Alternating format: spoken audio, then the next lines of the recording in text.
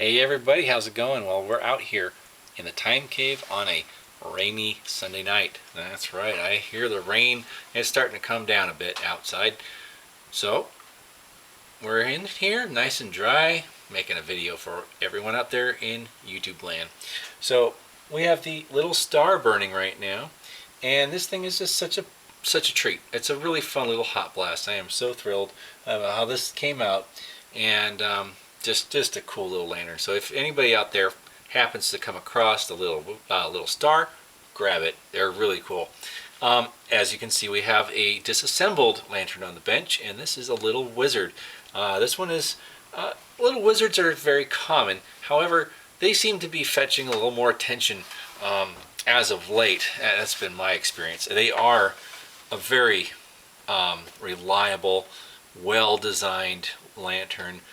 It's a good squat globe cold blast that Dietz made beginning in the late 19 teens, early 20s. Of course, there was the number 2 wizard. The wizard was actually a number 2 size lantern originally, from what I've been told, and then it became the number 2 wizard.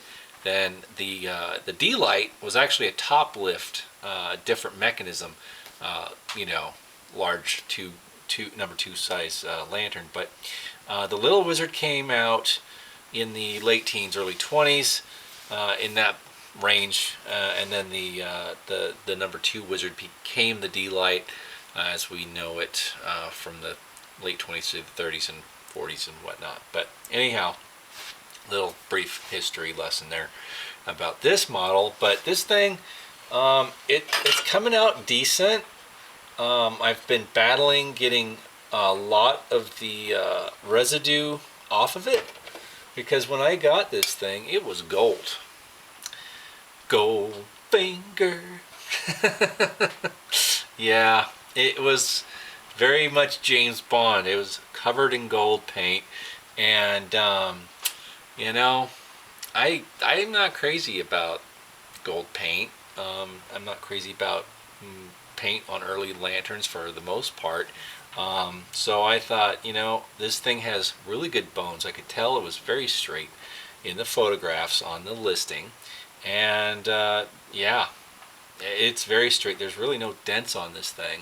And it's very rugged. Really good condition. Has the earlier crown loop pull on there.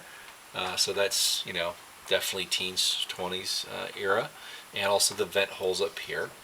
And I worked on it with Jasco, a couple of layers of Jasco, let it sit several times, and reapplied. I tell you, gold paint, it just smears around. It just smears around. It's one of the most annoying paints to get off of metal, especially if it's aged metal underneath, and it holds it even more. So I went through several rags and a couple coats of that Jasco, and finally got the majority off. And then I went over with wire brushes in the corners and trying to get the minute little hard to reach areas taken care of. Got most of it. I'm probably 97% done getting the paint removal, but yeah, I think I'm pretty much there as far as I can go with my limited tools at hand. But it does burn, it holds oil, and that's the main thing. Now when I get down to the metal, okay, I like to do WD-40 and cut off a little square of this Scotch pad and just go over it and work it all down, and then wipe that hose it down again with WD-40, wipe it all off, clean the rust off, and get that done. Then I let it dry. I wipe it all down with the dry shop towels, absorb it all, the excess WD-40, and then get it dry.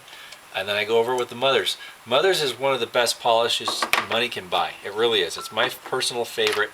And so I'll apply it to the patina, because I don't want to go too far. I don't want it to get to the bare metal, and I like to leave some of the age, because it's earned that age. It's 100 years old, so why not?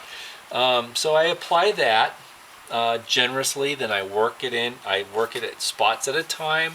You don't want to do the whole thing, because it dries and it gets kind of chalky and weird if you don't buff it soon enough. So I do a spot at a time, apply it kind of generously. You don't have to use a whole lot, but on certain surfaces it helps to have a little bit more.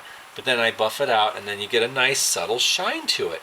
And then the cool thing about Mother's is it does protect a finish. It does leave a slight film, so it will protect against rust and air and oxidation. So yeah, that's good news. Good stuff. And like a can of this usually runs about 12, 13 bucks at most auto parts stores. So it's not terribly expensive, and it lasts a long time. They have a smaller can, but I always go for the bigger can. And it lasts me a while. So, good stuff. Little Wizard. This one, the patent date that I can read is 1913 from what I can tell. I can tell there's another patent date below that, but damned if I can read it. I can't make it out. It almost looks like a 2 or a 3. It's beats me. So anyways, it was very poorly stamped, and so it's not very legible. But we're going to just say in the 1930s or late 20s that this thing was made, and that totally jives with the details that it currently has. So anyhow, I'm excited to get this done, and I have all the parts, and I put a new wick in the burner. And I was burning it last night with the old wick, which has, tons of miles on it, and it was not very happy about it. And it was smoking, and I had it low, and it was just like climbing up on one side and smoking the crap out of the globe. So I was like, yeah, you know what, you're not ready yet. So I got to dial it in. So I thought, new wick, clean the burner, get all that thing, taken care of, and so it should be okay. It should be a good operating Dietz lantern as they're designed to be. So, awesome blossom. Good stuff. Looking forward to it. So anyhow, I'm going to turn in. Just thought we'd make a fun little video tonight on this rainy Sunday night. And yeah, shout out to everyone in YouTube land. Take care, everybody. Stay well and stay safe. And enjoy your week to come. Take care and good night.